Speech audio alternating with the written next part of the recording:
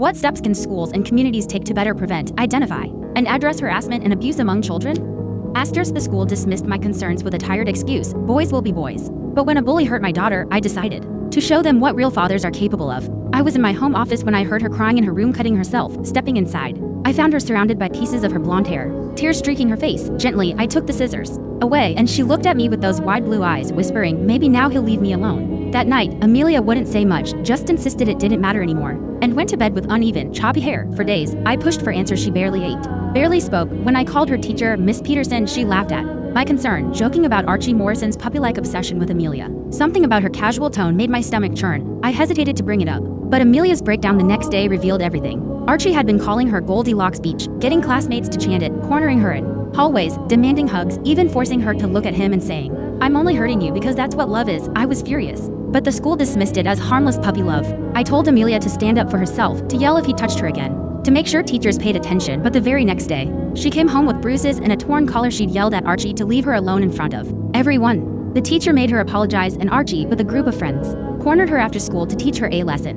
My father's old saying about girls playing hard to get haunted me, so I confronted Archie's father that night. He smirked, dismissing my concerns, and I saw his wife with a bruise on her cheek, an unsettling mirror of what my daughter endured. Mark Morrison's attitude was clear: violence was just a sign of love. That night, I left their house shaken, my hands trembling with rage. The drive home was slow, filled with thoughts of how to fight back. I documented Amelia's bruises, her torn clothes, and found threatening notes in her backpack. "You're mine, stop ignoring me," with a crude drawing of a girl with X's over her eyes. As I pieced everything together, I sensed she wasn't sharing everything. That afternoon, the principal called about Amelia, disruptive, seeking negative attention, he said, suggesting counseling. I was furious. My daughter had bruises from assault, and all they saw was a problem of her behavior. They even suggested moving her to a different class, away from her friends, and 2 days later, that's exactly what happened. Amelia came home, silent, her eyes hollow, saying she'd been moved to Mrs. Hoffman's class. But Archie remained with her old friends. I was furious. Why? The principal claimed it was for her own good, but I knew it was a cover-up. The next days were a nightmare. Archie's gang taunted her at lunch, even in the library, and the school did nothing.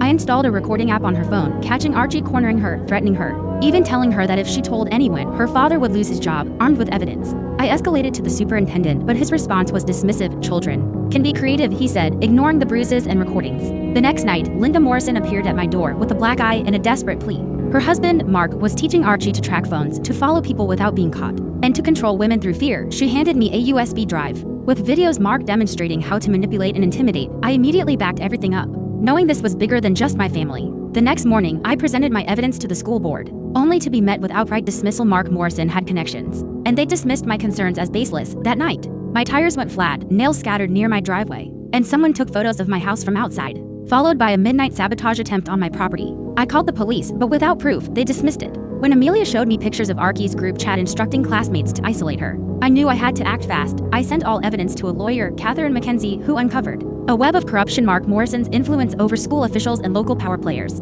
She advised me on how to gather more proof and protect ourselves legally. The evidence kept mounting: vandalism, threats, and recordings of Mark instructing Archie to escalate their harassment. We filed for emergency restraining orders, which Mark tried to undermine with intimidation and threats. But the judge swiftly intervened. Mark assaulted his own son in court, revealing his violent nature. The court mandated restraining orders, therapy for Archie, and criminal charges. Linda, finally breaking free, filed for divorce and custody. Mark's influence was finally exposed, and he was arrested on multiple charges. The school took action. 2. Mark was fired, the principal placed on leave, and new anti-bullying policies introduced. Archie was sent to a specialized program, but his worldview was so warped that recovery would take years. Linda was awarded full custody, and Mark faced supervised visits at best. The fight wasn't over. Mark's attempts at intimidation, his network of influence, and his corruption were finally exposed, thanks to relentless evidence gathering and courage. This story is a reminder: silence enables abusers. Speaking out, fighting back, and holding power to account can change lives, because sometimes justice begins with just one voice.